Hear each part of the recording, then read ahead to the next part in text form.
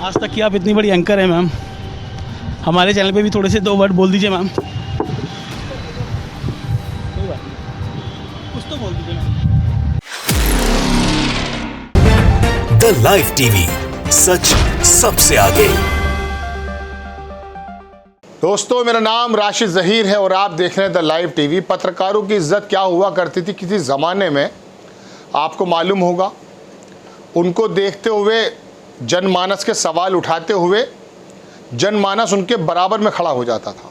बहुत पत्रकारों ने बड़ी इज्जत पाई है, लेकिन इस पत्रकारिता ने, इस जर्नलिज्म ने ज़िल्लतों के कौन से कुएं में छलांग लगा दी है, इसको पूरा देश जानता है। ये बात अलग है कि मजबूरन सिर्फ टाइम पास करने के लिए या मज़ा करने के लिए कुछ डिबेट्स देख लेते हैं, क्योंकि 4-5 लंगूर उसके अंदर कूदते हुए नज़र आते हैं। लोग परेशानी में हैं तो थोड़ा इंटरटेनमेंट हो जाता है उनका, लेकिन सूचना उनको नहीं मिल पाती।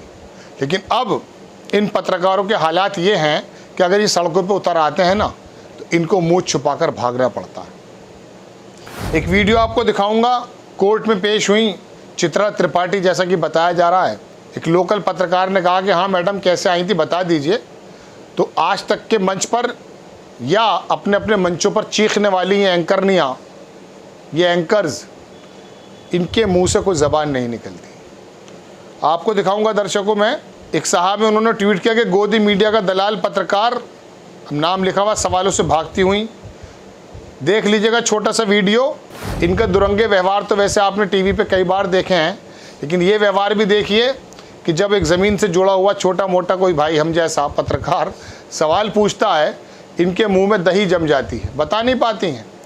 दूसरों का कैरेक्टर असैसिनेशन करने में इतनी माहिर हैं, चीर हरण करने में इतनी माहिर हैं कि लोग परेशान हो गए।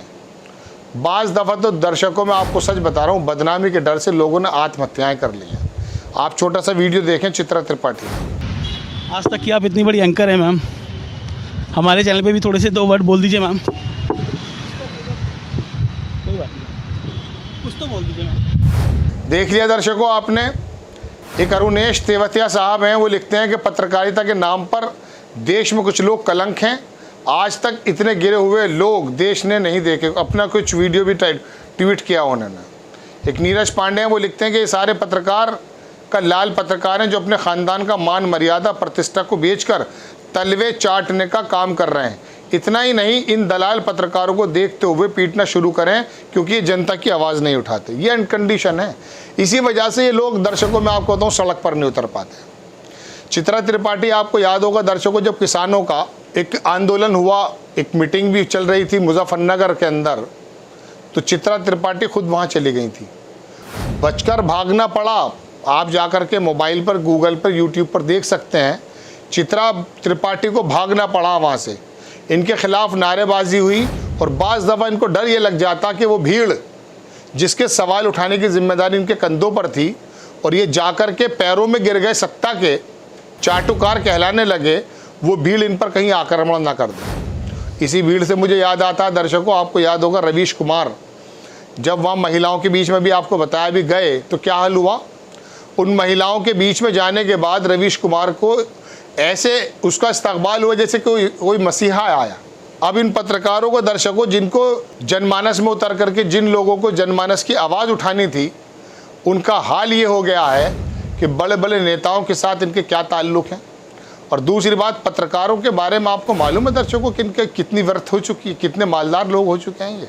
पहले किसी ज़माने में आप पत्रकारों को सिर्फ इतना देखते थे कि खादी का कोई कुर्ता होगा, एक झोला टांगा होगा, प्रधानमंत्री वाला झोला नहीं, एक वैसे ही झोला होता था, हाथ में उसका कलम होगा।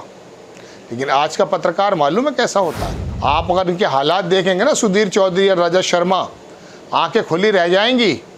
करोड़ों अरबों रुपए, कई सौ करोड़ रुपए का इनका मामला होता है। तो दर्शकों, ये तमाम चीज़ें मैंने आपके सामने रखी कि पत्रकारों का ये हाल है, ये गिरता हुआ स्तर है। और टीवी पर तो आप जानते ही हैं। आपको याद होगा दर्शकों, अभी रामनवमी की यात्रा पिछले साल निकली थी, जहांगीरपुरी के लोगों पर यह आरोप लगाया गया कि साहब वहाँ पर पत्थरबाजी हुई है, हुई भी होगी। वहाँ पर बुलडोज़र चले गए। वो बुलडोज़र, जो बुलडोज़र कानपुर के अंदर और उत्तर प्रदेश के अंदर मौत का सबब भी बन चुके हैं। गरीब लोगों के घरों को ध्वस्त करने का प्रतीक बन चुके हैं, उस बुलडोज़र पर चढ़कर आज तक की एंकर ने किस तरह से हंसी उड़ाई थी ये आपने देखा है।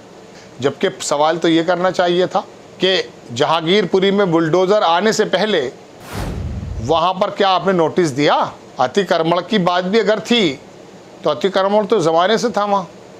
दिल्ली की बात अगर आपसे कहूँ तो 64% अनप्लैन्ड बसी हुई है दिल्ली, कहाँ बुलडोज़र चलाएंगे। लेकिन ये सवाल पूछने की जगह बुलडोज़र पर चढ़कर एक ऐसी पत्रकारिता करने की कोशिश की गई कि ओहो, महान पत्रकारिता में अपना नाम दर्ज कर देंगे। और उसी आज तक की महान पत्रकार 2-2, 3-3 अभी अतीक अहमद जमा जेल से साबरमती से आ रहा था प्रयागराज, उसके पेशाब करने को लेकर के दर्शकों अभी एक न्यूज़ क्लिक करके एक प्रोग्राम आता है कहीं किसी में मैं देख रहा था, इतनी मजाक बनाई उसके पेशाब करने को। अतीक अहमद अंसारी के जो भी नाम उसका है, माफिया बताते हैं, उसके पेशाब करने की खबर को देश के सबसे बड़ी हाईलाइट बना दिया आपने। ये किया आपने खोजी पत्रकारिता। दर्शकों इसी वजह से जब ये सड़कों पर उतरती हैं ना तो इनके मुंह पर कोई जवाब नहीं दिया जाता, इसी वजह से भाग गई। कई सारे पत्रकार आजकल, अभी फ़िलहाल कुछ दिन पहले भी कई सारे ढंग के पत्रकार भी हैं, वो अदालतों के चक्कर लगा रहे हैं। कई पत्रकारों के ऊपर तो दर्शकों अपनी बीवी के पत्नी की हत्याओं के भी आरोप थे, ख़त्म हो गए। मालूम पड़ा आपको? एक आम आदमी कुछ करके तो देखे, बस उसके पास सत्ता का संरक्षण नहीं होना चाहिए। फिर देखना ये एक ऐसे गिद्धों की तरह उतरते हैं कि मुंह में अपना जो माइक होता है ना वो इस तरह से घुसेड़ते हैं जैसे इनका जन्मसिद्ध अधिकार है। वो बदमाशियां होती हैं इनकी, वो गुंडागर्दियां होती हैं इनकी, मतलब अपनी पत्रकारिता के क्षेत्र के अंदर वो बदतमीजियां करते हैं दर्शकों के। पूरे देश इन पर आज की तारीख में हंसता है। और जब इस तरह के सीन आ जाते हैं ना तो मजबूर हो जाते हैं कि आपके सामने हम दिखाएं, क्योंकि ऐसा बेबस जब मुंह से एक शब्द ना फूट रहा हो ये दिखाई देते हैं। एक रूबी का लियाकत है, वो देखिए आप उनकी, आप वो अपनी जाके चैनल पे उनको क्या क्या कर रही हैं। मैं रोज़ा लगाए हूँ, रोज़ा लगाते हैं, अभी कहा उन्होंने माथे पे बिंदी है मेरे, कितनी बड़ी, मतलब उनको सफाई देनी पड़ रही है सत्ता के सामने कि देखिए मेरा नाम रूबी का लियाकत ज़रूर हो सकता है लेकिन मेरे मन में बसे हैं बस जो भी कुछ बसा है। अब मैं रोज़ा लगाए हूँ, ये शब्द निकला उनके मुँह से। तो ये हालात हैं दर्शकों। बहरहाल मैं आपको खबर तो और ये दिखाने आया था कि चित्रा त्रिपाठी के साथ सड़क पर ये हाल हुआ, मुंह से कोई शब्द नहीं फूटा। आपको खबर कैसी लगी अपनी राय कमेंट्स बॉक्स में ज़रूर दीजिएगा। चैनल को सब्सक्राइब कीजिए, शेयर कीजिए। नेक्स्ट टाइम मैं किसी खबर के साथ आता हूँ। जय हिंद। द लाइव टीवी, सच सबसे आगे।